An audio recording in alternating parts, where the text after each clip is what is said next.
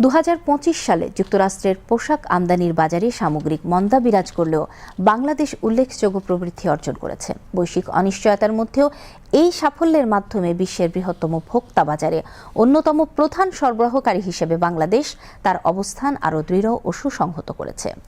Office of textiles and apparels ওটেক্সা এর তথ্য অনুযায়ী 2025 সালের জানুয়ারি-ডিসেম্বর সময় যুক্তরাষ্ট্রের মোট পোশাক আমদানির পরিমাণ ছিল $77.88 বিলিয়ন, যা 2024 সালের একই সময়ের তুলনায় 1.74% কম।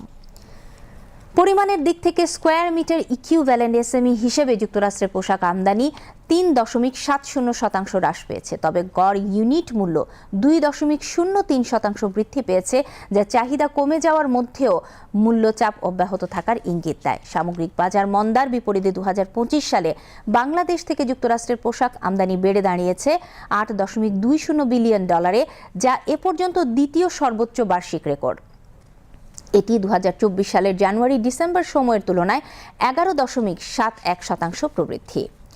শুধু ডিসেম্বর 2025 মাসেই বাংলাদেশ থেকে আমদানি আগের বছরের একই মাসের তুলনায় 3.33% বেড়েছে। 2025 সালে যুক্তরাষ্ট্রের মোট পোশাক আমদানিতে বাংলাদেশের অংশীদারিত্ব দাঁড়িয়েছে 10.53%, যা আমেরিকান ক্রেতাদের জন্য অন্যতম শীর্ষ সরবরাহকারী হিসেবে বাংলাদেশের অবস্থানকে আরও সুসংহত করেছে।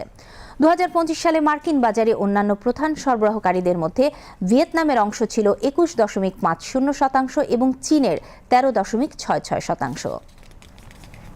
এছাড়াও ভারতের 6.35%, কম্বোডিয়ার 6.20% এবং ইন্দোনেশিয়ার 5.98%। চীন যুক্তরাষ্ট্রের পোশাক বাজারে ক্রমেই অবস্থান হারাচ্ছে। অন্যদিকে বাংলাদেশ ও ভিয়েতনাম মূল্য প্রবৃদ্ধি, ইউনিট মূল্য পরিবর্তন এবং পরিমাণগত পারফরম্যান্সে প্রায় একই ধারা প্রদর্শন করেছে, তবে ভিয়েতনাম এখনও সামগ্রিকভাবে অনেক বড় বাজার অংশীদারিত্ব ধরে রেখেছে।